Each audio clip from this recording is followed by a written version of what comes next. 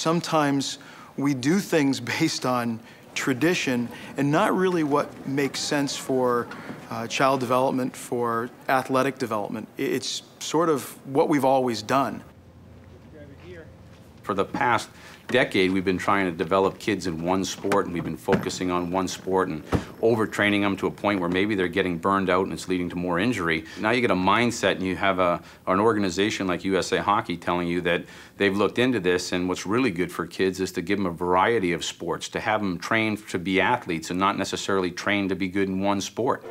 And when you get this coming from an organization like USA Hockey, hopefully it trickles down. It's got to go to the coaches next, it's got to go to the parents from there, and hopefully we're doing the right thing for kids. Get the football going, Charlie!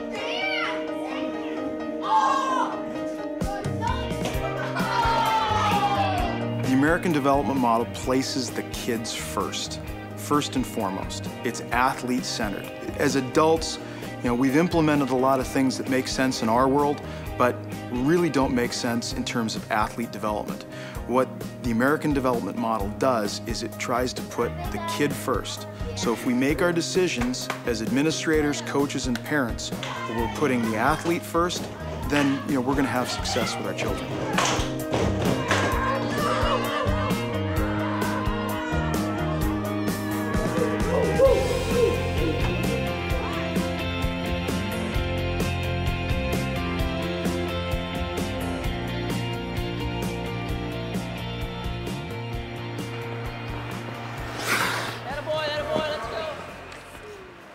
This isn't something that's a guess.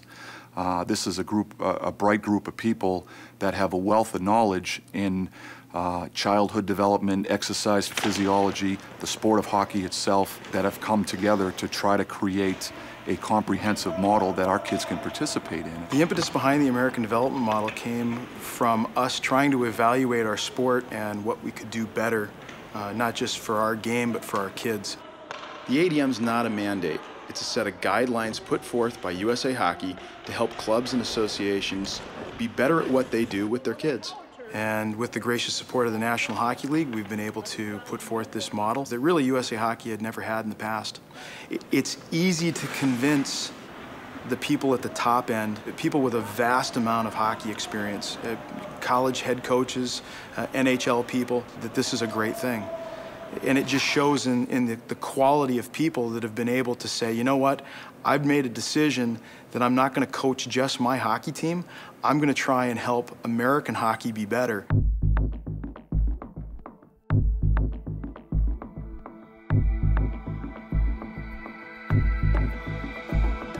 My favorite winter sport is hockey because there's so many rinks and all my friends play, and I can just go up and play hockey with them and spend the day there. I play catcher in baseball, so I don't know why, I just like the stuff flying at me and putting on the pads.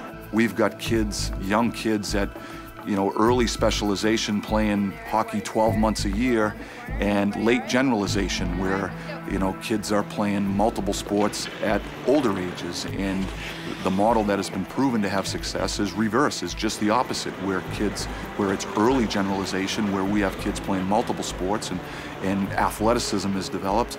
And then as you get older and you decide what you're inclined and where your strengths might be, you start to specialize in certain things. And I think as a parent, a lot of times you feel the pressure, that you've got to keep your kids. If your kids want to be good in sports and they want to make it to the next level, you feel like you have to keep putting them in the same sport.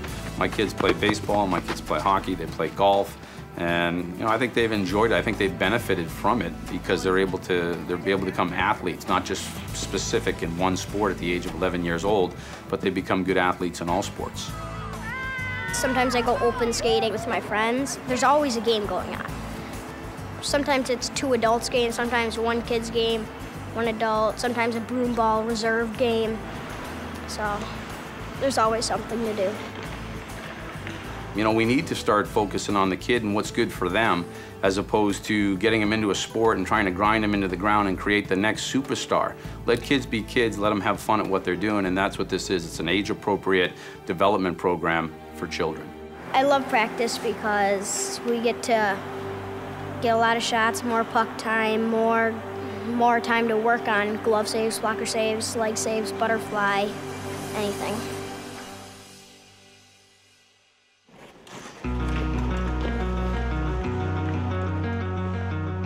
We need to change the mindset of our coaches, our administrators, and our parents, and they need to understand that it's not just my team has practice today, because that's very inefficient. If we're putting 14, 15 kids on one ice surface when they're 8 years old, then we're not maximizing, one, the benefits for the kids and the cost effectiveness for the association, that allocation of resources. And putting a 14-year-old on the ice with a 10-year-old in some ways is very, very beneficial to both. We need to think outside the box a little bit in how we develop our athletes and how we allocate those resources. This is an opportunity for us to get it right. And it's getting it right by listening to those that are dedicating their lives trying to understand this process. This is just a start. The ADM provides us an opportunity to interact with our volunteers that we have out in the field, learn ideas from them, and hopefully take those things and apply it to our kids and to our associations. We want to share what we learn through our website and our materials that we develop. This is an ongoing process that we know is going to take time, but we know will pay great dividends for our kids. The tagline for the ADM is "I am potential." And that really excites me because we all want to see our kids reach their fullest potential. And that's why the ADM is the best thing that's happened to hockey in a full generation.